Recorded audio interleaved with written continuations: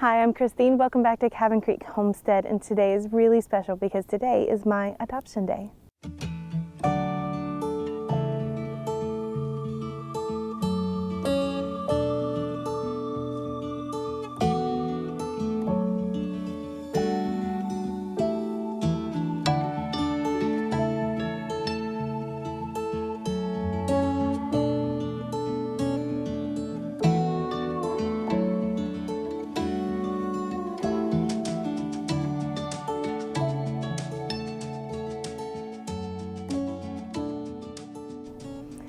Many years ago, I went from being a child that was in foster care and was set on the track to be a very sad statistic, to being a girl that was in a very loving and warm home with a mom and a dad.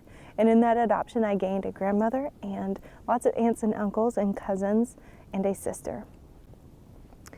Throughout this story, there are a lot of characters, and it might be easy to think of me as the main character or my mom and dad as the main character. But in fact, it is the Lord who is the main character, because behind the scenes throughout my entire life, He was orchestrating the most beautiful story. And it is a rescue story. I think that there will be a lot of people who can resonate with a story like this. Maybe not because you were adopted, or maybe not because you had a traumatic childhood, but maybe you know what grief looks like.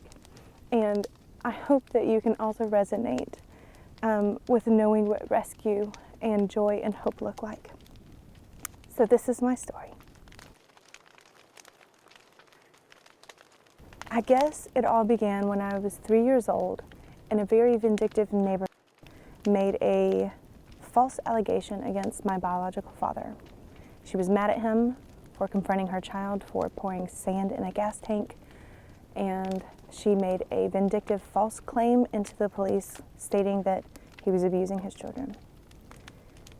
They dutifully came to inspect, and when they came to our home, they found 2 very abused children.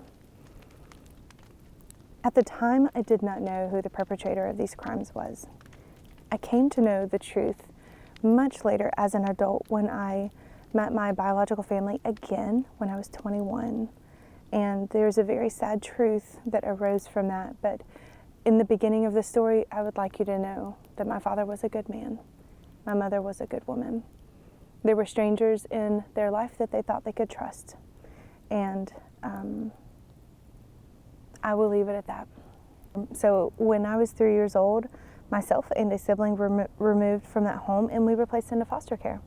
And foster care is supposed to be a safe haven, a warm refuge for children while they are waiting either to be restored back to their biological family or to be placed with a new family. There are a lot of reasons that foster care dragged on for 7 years, and it would take a whole other video to tell that story. But for many reasons, we stayed in foster care longer than anybody is ever supposed to.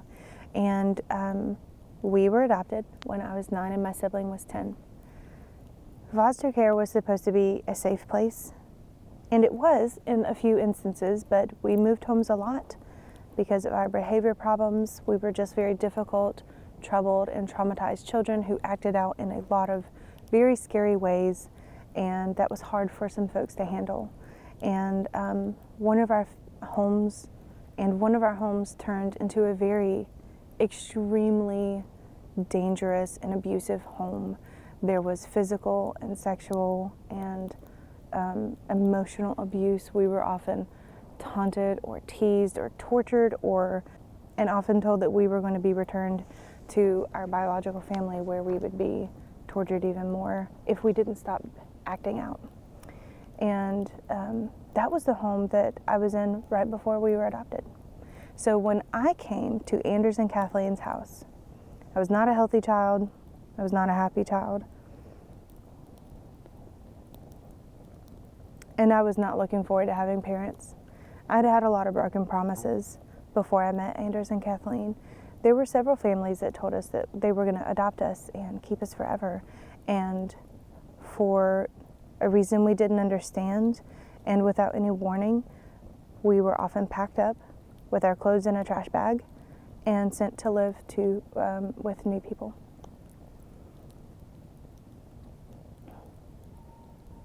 I think there's often this desire for us to feel this fairy tale when it comes to adoptions. And I think it can be, and I fight for that feeling because I myself am just a true lover of fairy tales. But I think something you don't see in the stories is how much time that takes. It's not a Annie and Daddy Warbucks meeting. It's nothing like that. Because with love comes respect and comes trust. And it took time.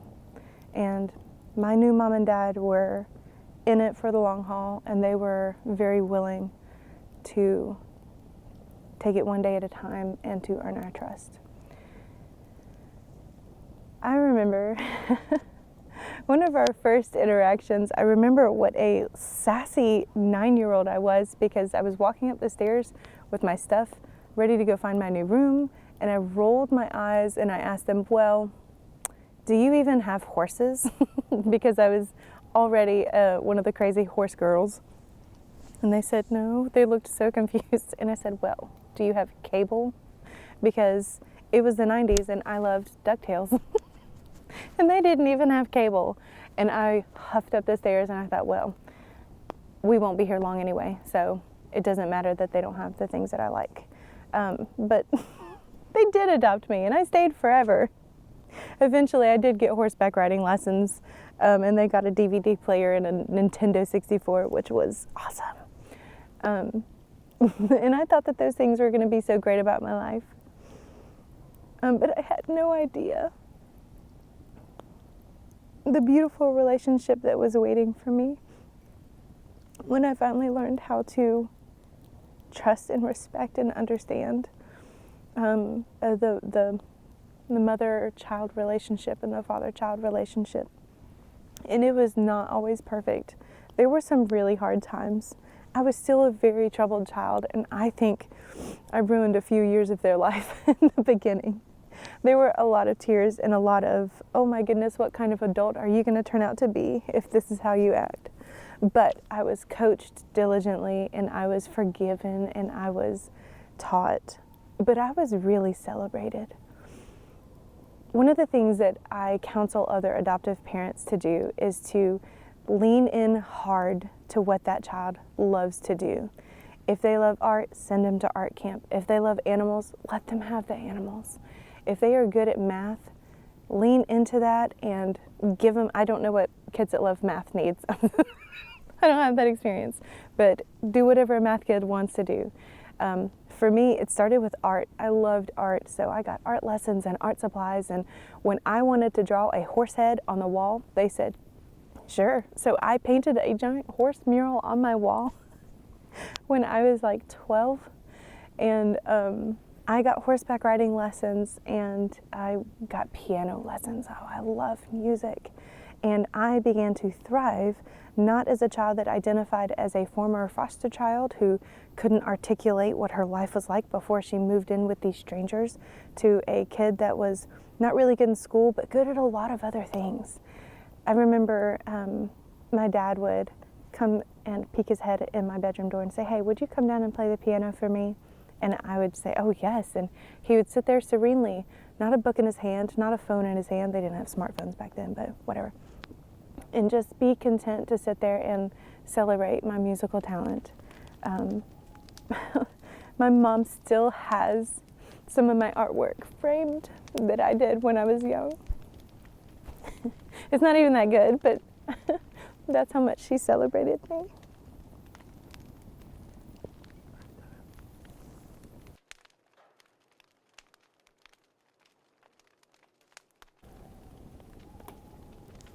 So looking back at myself as a middle schooler and then a high schooler who often felt very unworthy of love and unwanted and discarded, I have come to understand my story as something so much more significant, that I was so wanted and so loved. I was pursued, and I was worth sticking around for. Mom and dad who put up with a lot and knew that this was only the beginning part of the rescue story and didn't give up on me and my crazy behavior. But I have understood my story so much more as I have learned who the Lord is. After I was adopted, my mom became a Christian, and I saw her change. I was very, disenchanted with the idea that there was a God who loved, a God who cared, and a God who was able, because if he was all of those things, then that meant he was all those things for the world, but not for me, because I see him as someone that can, but that didn't. Where was he when I needed to be rescued from being left alone in a crib for days and days? Where was he when I needed to be rescued from abusers who were torturing me? Where was he? Why did he delay? But there is beauty from ashes.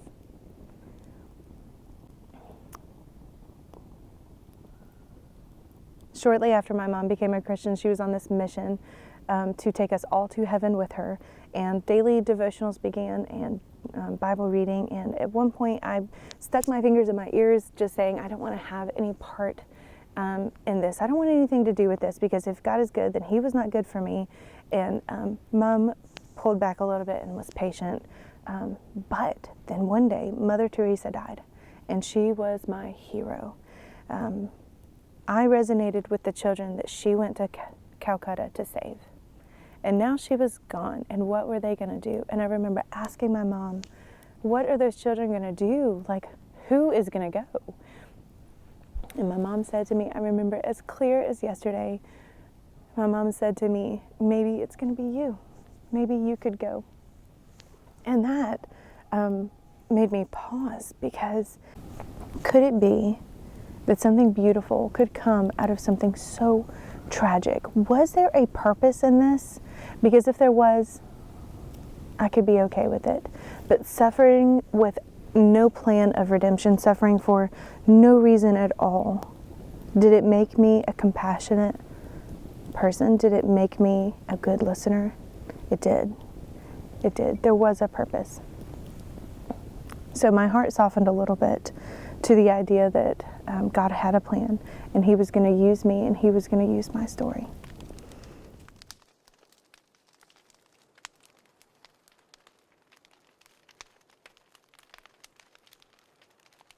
As a young middle schooler, it was really easy to see the entire world just through my very limited eyesight, but there was something much bigger going on. The story was so much bigger than me. And so understanding that God had a plan, not just for my life, so understanding that God's plan did not just revolve around giving me a happy childhood, that he was setting me up for this epic adventure in my adulthood. I had no idea, and I wish I could go back and tell little 9-year-old me that one day you're going to have 2 adopted children who would have stayed in an orphanage if it weren't for the compassion that I learned early on in life.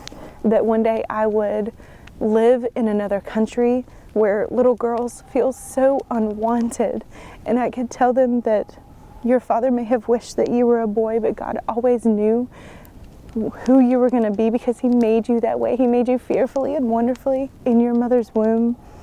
And to see the joy and the peace that would bring. So I think my rescue story is a lot like ripples in a pond. It probably started way even before the first stone of my adoption was thrown in the lake, but it continues to ripple out. So at the beginning of this video, I called this my rescue story, but it is bigger than me. I remember when I was in high school, I started to really love the idea of reaching out to help other girls who maybe felt like I did. And I loved the idea of introducing horses into their life, because interacting with horses was such a big deal for my emotional and mental health as a young person.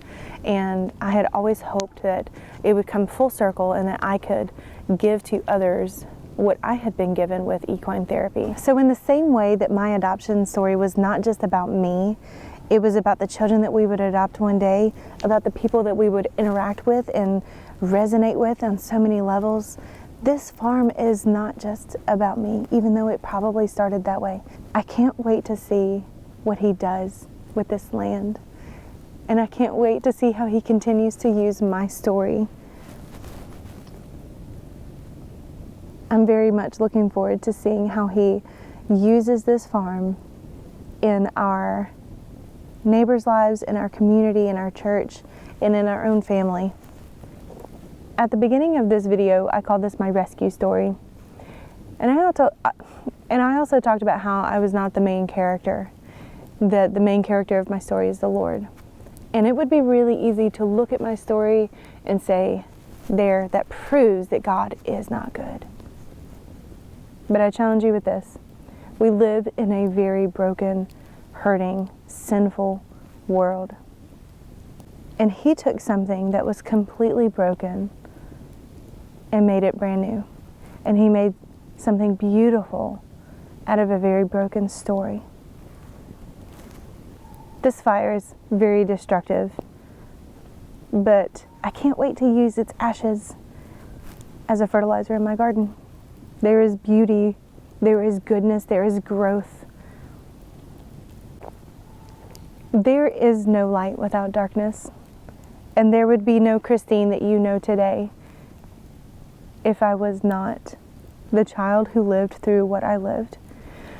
For me, I can look back on the heartache, and I can look back on the sadness and the brokenness, and I can see that he was good even when I couldn't see it.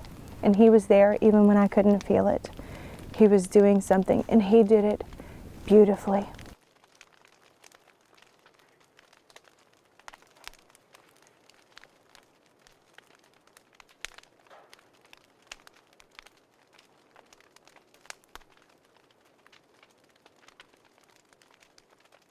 All the things that I have in my life right now, a healthy marriage, happy children, a good job, this farm, none of that was supposed to happen. I was supposed to be a statistic. I was supposed to succumb to alcoholism or drug use and be dead before I saw 25. But because of what God has done, because of his rescue story, I am here today. And that story spills over to my children, and it spills over to the community. And I can't wait to see what else he does with such a beautiful ending to a very tragic start in life. And with that, I want to say good night and a very special happy Adoption Day to my mom and dad. I love you so much.